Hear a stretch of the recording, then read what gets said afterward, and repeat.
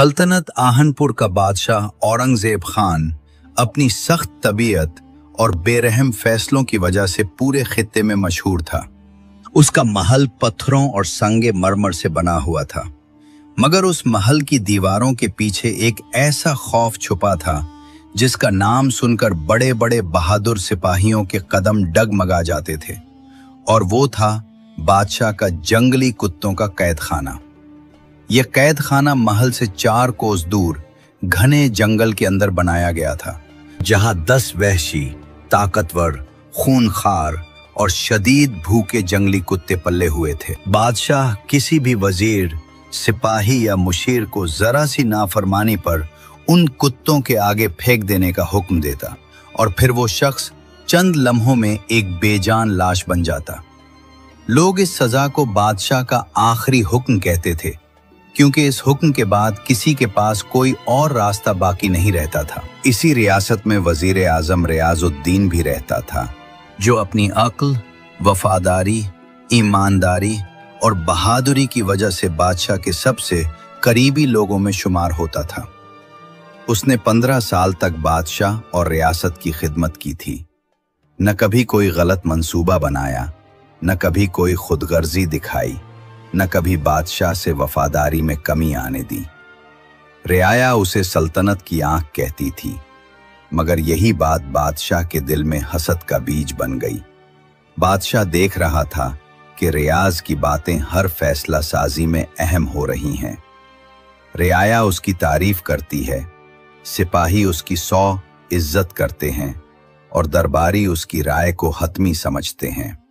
एक दिन जब बादशाह ने गरीबों पर भारी टैक्स का नया कानून मंजूर करने का ऐलान किया, तो रियाज ने खड़े होकर मुअद्दिबाना अंदाज में कहा, बादशाह सलामत, ये कानून अवाम पर बहुत जुल्म डालेगा। अगर इजाजत हो तो एक बेहतर हल अर्ज करूं। यही जुमला बादशाह के अंदर एक ऐसे तूफान को बेदार कर गया जिसकी धार में अकल की कोई गुंजाइश न थी। बादशाह गुस्से से कांप उठा। उसने दरबार के सामने चिल्लाकर कहा, तुम मेरी हुक्मदूली करोगे? सिपाहियों, ऐसे फौरन जंगली कुत्तों के कैद खाने में डाल दो। पूरा दरबार सकते में आ गया। वजीर हैरान रह गए और सबकी नजरें उस ईमानदार वजीर पर टिक गईं जिसने 15 साल तक सबके लिए आसानियां पैदा की। सिपाही आगे बढ़े, मगर रियाज ने बादशाह के सामने हाथ बांधकर सिर्फ एक बात कही, बादशाह सलामत, जिस गुलाम ने आपकी खिदमत में 15 साल गुजारे, क्या वो एक आखिरी दरखास्त नहीं कर सकता? बादशाह ने तंजिया मुस्कुराते हुए पूछा, कहो क्या चाहते हो? रियाज बोला, मुझे सिर्फ 20 दिन दीजिए। 20 दिन बाद मैं खुद जिंदा में जाने के लिए हाजिर हो जाऊंगा। बादशाह ने सोचा कि 20 दिन बाद भी अंजाम तो एक ही है, कुत्ते उसे चबा डालेंगे, तो इजाजत दे दी। लेकिन बादशाह को नहीं मालूम था कि रियाज का ये फैसला पूरे मुल्क की तारीख बदलने वाला है। रियाजुद्दीन 20 दिन के लिए आज़ाद हुआ, मगर वो घर नहीं गया, न शहर न बाजार, बल्कि सीधा वो उस जगह गया जहाँ न कभी कोई जिंदा आदमी अपनी ख्वाहिश से जाता था, जंगली कुत्तों का जिंदा। वहाँ मौजूद था शेर खान, वो सख्त गीर शख्स जो बरसों से इन वाशी कुत्तों की निगरानी करता था। शेर खान हैरान था कि वजीर आजम खुद जिंदा में आने की ख्वाहिश क्यों कर रहा है। वजीर साहिब, आप यहाँ? ये जगह मौत की आगोश है। रियाज ने बड़े सुकून से कहा, मुझे इन कुत्तों के साथ वक्त गुजारना है, 20 दिन तक मुझे यहीं रहने दो। शेर खान की आंखें फट गईं, मगर बादशाह के हुक्म के बाइस उसने इजाजत दे दी। अगले ही लम्हे रियाज ने वो काम करना शुरू कर दिए जो किसी इंसान ने कभी इन जंगली कुत्तों के साथ नहीं किए थे। वो उन्हें खाना खिलाता, पानी पिलाता, उनके जख्म धोता, उन्हें मोहब्बत से पुकारता, उनके साथ बैठता, बातें करता और यहाँ तक कि उनकी गंदगी भी साफ करता। वो जानता था कि इंसान जितनी भी खिदमत कर दो वो एक लम्हे में भूल जाता है, लेकिन जानवर एक बार किसी को अपना मान लें तो हमेशा के लिए मान लेते हैं। पहले 3 दिन इन कुत्तों ने उसे गूर करके देखा, भौंका, दांत निकाले, मगर रियाज खामोश, नर्म और पुरसुकून रहा। चौथे दिन एक कमजोर कुत्ता उसके करीब आया। रियाज ने उसे रोटी दी और वो कुत्ता उसके सामने बैठ गया। 7वें दिन 3 और कुत्ते उसके पास आ गए। 10वें दिन पूरा गिरोह उसके इर्द गिर्द बैठकर खाना खाता था और 20 दिन मुकम्मल होते होते वही खूनखार कुत्ते जो इंसान का हड्डी तक नहीं छोड़ते थे, रियाज को अपना सरदार समझने लगे थे। वो उसकी आवाज पर पलट कर आते, उसके हाथ पर सर रखते, उसके कदमों में बैठते और रात को उसके पास लेट जाते। शेर खान हैरान था। उसने अपनी जिंदगी में हजारों लोगों को उस जिंदा के सामने मरते देखा था, मगर ऐसा मंजर कभी सोचा भी ना था। रियाज ने 20 दिन में इन कुत्तों को सिर्फ खाना नहीं दिया, उन्हें मोहब्बत दी, एतमाद दिया, एहसास दिया। वो उनके लिए रोशनी बन गया था।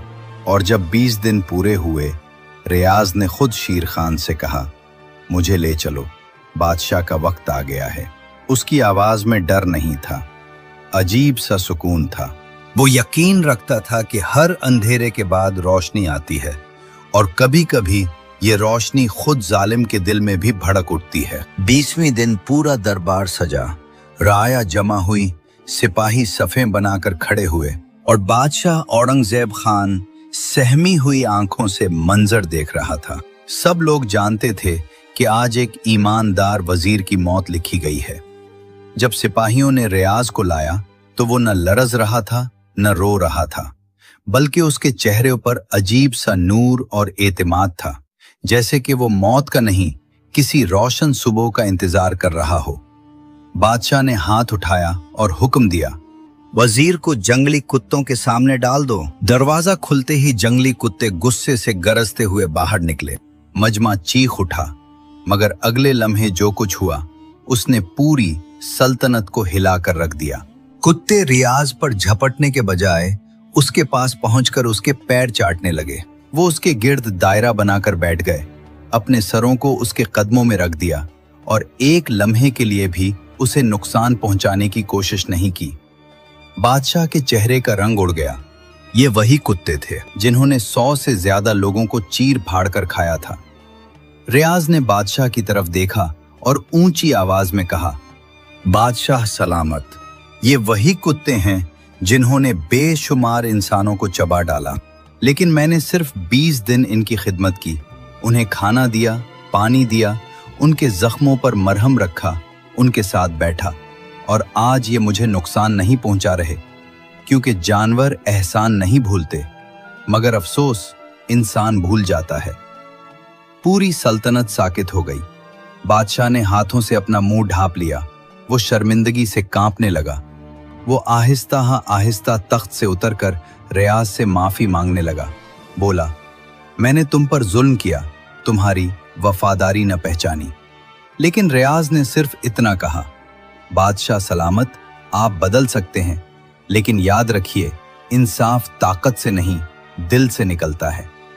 बादशाह ने उसी वक्त ऐलान किया कि जंगली कुत्तों का कैद खाना तबाह किया जाए और आज से रियासत में कोई ऐसी सजा नहीं दी जाएगी जिसमें जुल्म की बू हो।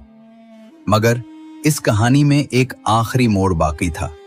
जिस दिन कैद खाना तोड़ा जाने वाला था, वही 10 कुत्ते महल के दरवाजे पर आ गए और रियाज के आगे बैठ गए, जैसे कह रहे हों कि वो हमेशा उसके मुहाफिज रहेंगे।